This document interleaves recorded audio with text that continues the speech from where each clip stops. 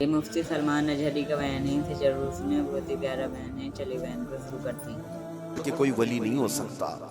غوث پاک رضی اللہ تعالیٰ عنہ کی 11ویں کرنے والے، نیاز کرنے والے، سب سے میرا ایک ہی کہنا ہے اور سب کے لیے ایک میسج ہے کہ تمہاری 11ویں، تمہارے کھچڑے، تمہارے نیاز یہ فرض نہیں، نہ ہی واجب ہیں، مستحب کے درجے میں آ سکتے ہیں، لیکن فجر کی نماز سے لے کر عشاء کی نماز تک فرض یہ تمہارے اوپر ایسا ضروری ہے کہ اس چیز کے لیے کوئی معافی نہیں ہے۔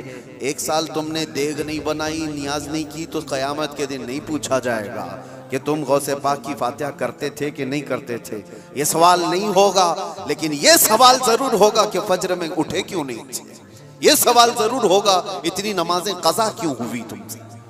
میرے عزیزو، نوافل اور مستحبات میں پڑی ہوئی یہ امت، میں منع نہیں کرتا، آپ شوق سے، ہم بھی کرتے غوث پاک رضی اللہ تعالیٰ عنہ کے دربار میں ایصال ثواب کے لیے، مرحومین کے لیے ہم نیاز، فاتحہ، ساری چیزیں کرتے ہیں، لیکن اس کا مطلب یہ نہیں ہے کہ کل وہی ہے اور اللہ تبارک و تعالیٰ کی یہ عبادتیں کچھ معنی نہیں رکھتی، نماز نہیں ہے، قرآن نہیں ہے۔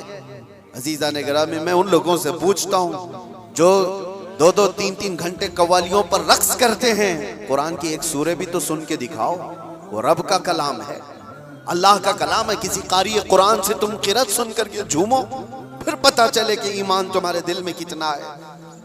ڈھول باجوں پر رقص کرنے والی قوم، ایمان سے اگر تعلق ہے تو ان خرافات میں نہیں جا سکتا کبھی۔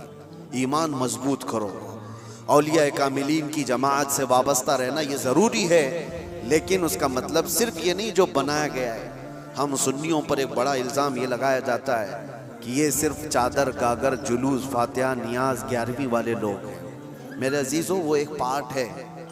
ظالموں نے جس طرح کا یہ ہمارے اوپر الزام لگا کر رکھا ہے کہ یہ سجدے کرنے والے لوگ ہیں، قبر کی پوجا کرنے والے لوگ ہیں، اور مزارات اولیاء پر جا کر شرک و بدعت کرنے والے لوگ ہیں، دنیا کو یہ پھیلا کر کے رکھا گیا۔ ہم اس سے برات کا اظہار کرتے ہیں۔ ہم سنی مزار کو سجدہ تو چھوڑو، ہم رسول کو بھی سجدہ نہیں کرتے۔ سجدہ صرف اور صرف اللہ وحدہ لا شریک کے لیے ہے، عبادت صرف اللہ رب العزت کے لیے ہے۔ سجدہ تو دور کی بات، جھکنا بھی جائز نہیں ہے، جھکنا بھی جائز نہیں ہے۔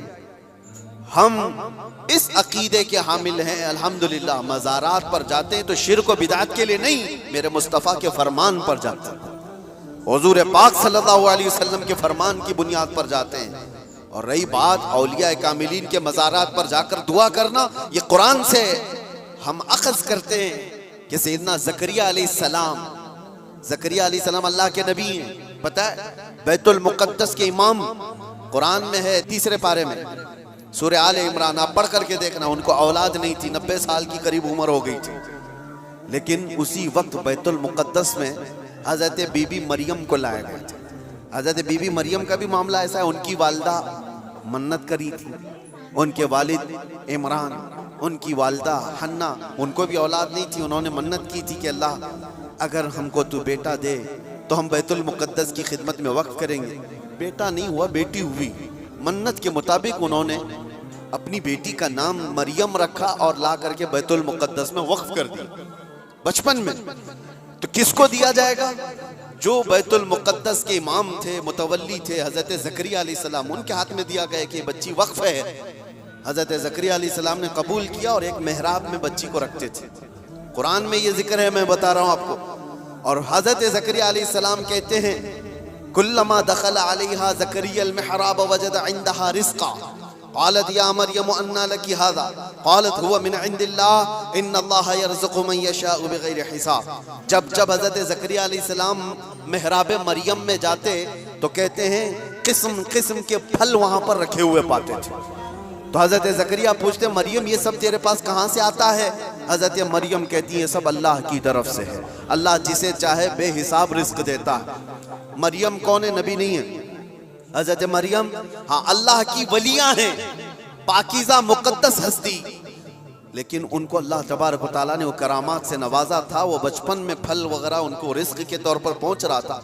اس کے بعد کی جو آیت ہے اب سنو، اس کے بعد یہ جو واقعہ ہے اس کے بعد کی آیت قرآن پاک میں سورہ آل عمران میں رب تعالیٰ فرماتا ہے ہنالک دعا زکریا ربہ قال رب ہب لی من لدنک ذریۃ طیبۃ انک سمیع الدعاء۔ زکریا علیہ السلام کو بھی اولاد نہیں تھی، تو اسی مریم کے محراب میں کھڑے ہو جہاں بی بی مریم تھی کہا اے اللہ مجھے بھی ایک بیٹا عطا کر دے۔ ہنالک دعا زکریا ربہ، یہ قرآن کی آیت ہے۔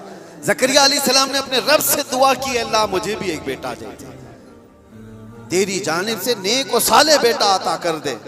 اب یہ دعا تو ہو گئی، اور قرآن میں اس کی فوراً بعد آیت ہے فنادته الملائکۃ وهو قائم یصلی فی المحراب ان اللہ یبشرک بیحییٰ۔ اسی وقت اللہ کے فرشتوں نے بشارت دے دی زکریا علیہ السلام کو تمہاری دعا قبول ہو گئی اور یحییٰ علیہ السلام کی شکل میں تمہیں بیٹا ملنے والا ہے۔ اتنی تیز دعا۔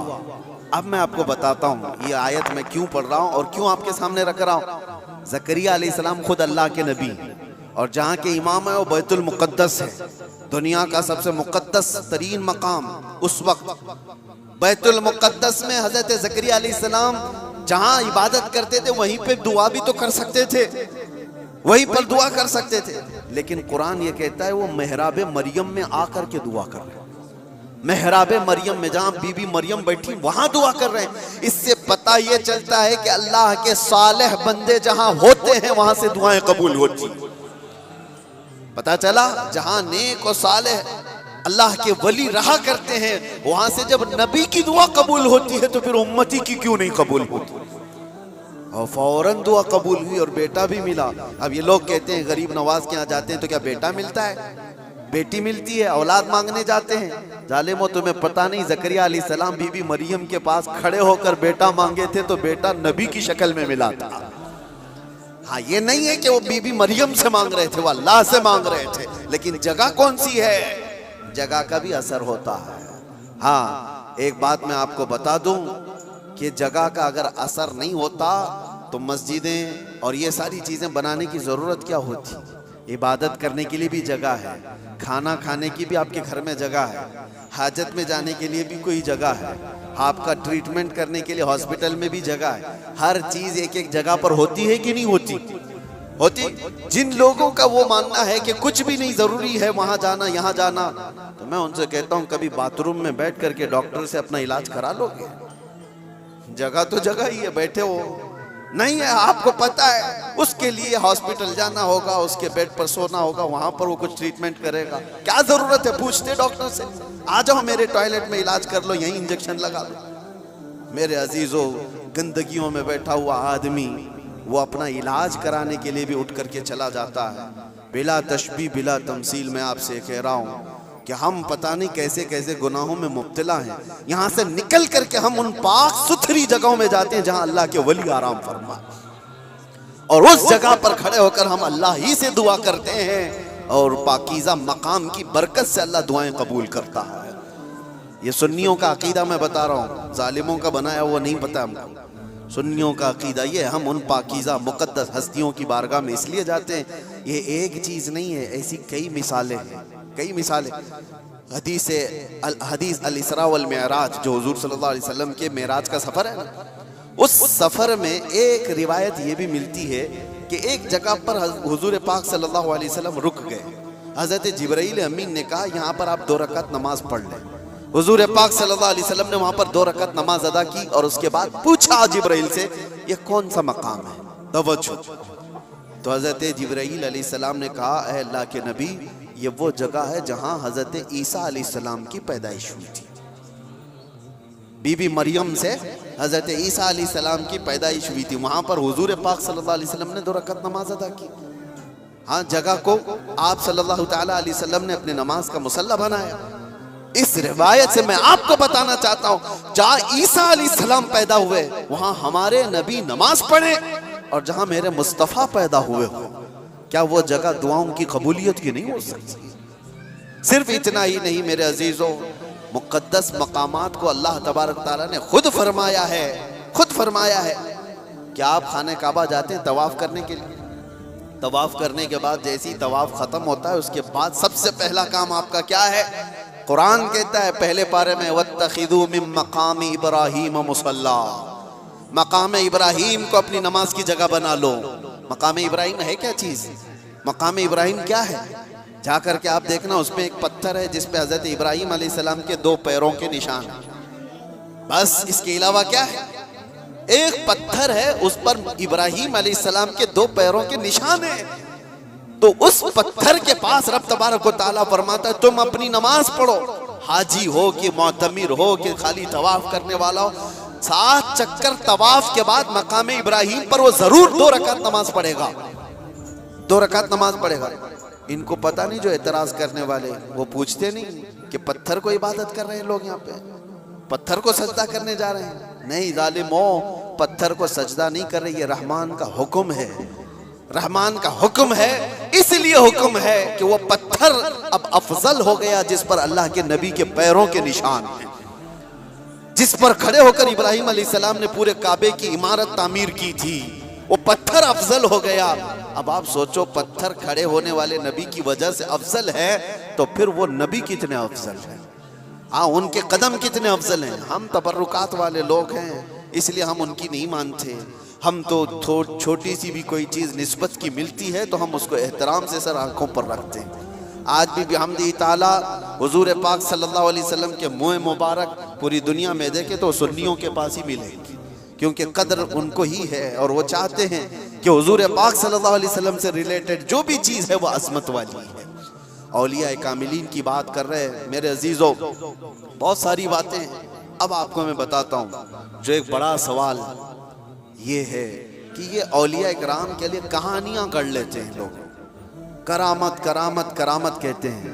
جو کرامت کا انکار کر رہا ہے وہ قرآن کا انکار کر رہا ہے۔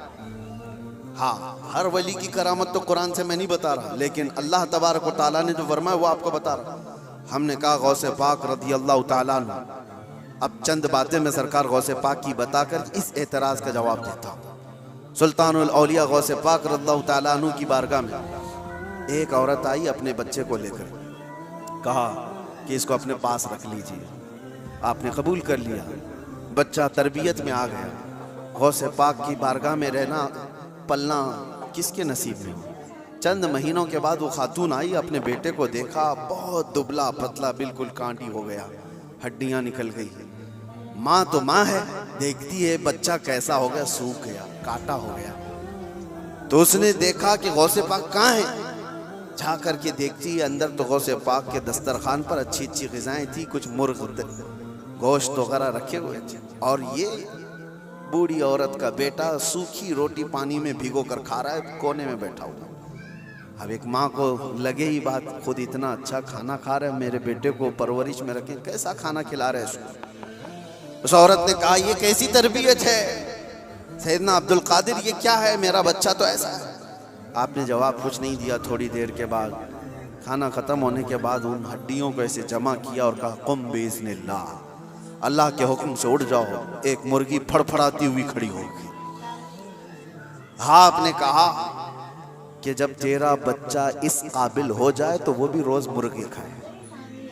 اس کی تربیت چل رہی ہے، اس کی تربیت چل رہی۔ جب بندہ اپنے نفس کو مار لیتا ہے تو اللہ ساری طاقتیں اس کو عطا کرتا ہے۔ اللہ کے لیے جب بندہ دنیا چھوڑ دیتا ہے تو اللہ اس کا ہو جاتا ہے۔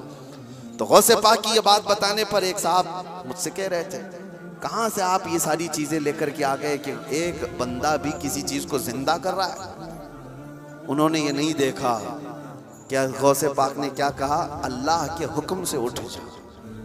گفت ہے وہ گفت ہے خدا بوت، فارسی میں کہا جاتا ہے اللہ کا ولی اس مقام پر پہنچ جاتا ہے کہ جب وہ بولتا ہے تو زبان اس کی ہوتی ہے، کلمہ اللہ کا ہوتا ہے، کلمہ اللہ کا ہوتا ہے۔ غوث پاک کی اس کرامت پر اعتراض کرنے والے، تمہیں پتہ نہیں مردوں کو زندہ کرنا، اگر یہ صرف اور صرف آپ یہ کہتے ہیں کہ اس کی وجہ سے شرک ہو جائے گا، شرک کا عقیدہ، اللہ کا کام یہ زندہ کر، اللہ کا ہی کام ہے، لیکن اللہ اگر کسی کو یہ طاقت دے دے تو کیا ابراہیم علیہ السلام کا واقعہ قرآن میں نہیں ہے؟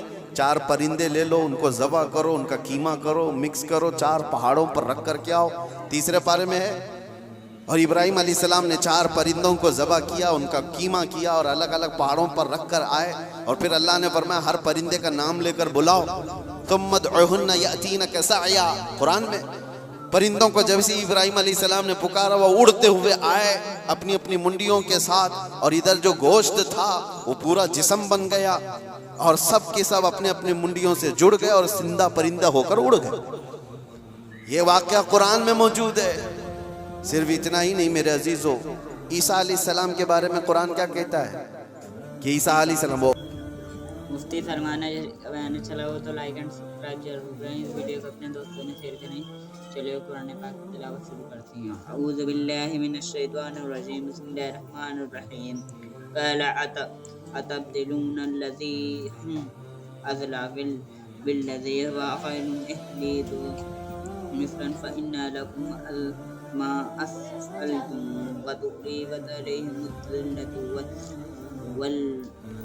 والمسكنة وباءوا بغضب من الله ذلك بأنهم كانوا يكفرون بالله ويقتلون النبيين بغير الحق ذلك بما عصوا وكانوا يعتدون إن الذين آمنوا والذين هادوا والنصارى والصابئين من آمن بالله وباليوم الآخر وعمل صالحا فلهم أجرهم عند ربهم ولا خوف عليهم ولا هم يحزنون إذ أخذنا ميثاقكم ورفعنا فوقكم الطور خذوا ما آتيناكم بقوة وذكروا ما فيه لعلكم تتقون ثم توليتم من بعد ذلك فلو فضل الله عليكم ورحمته لكنتم من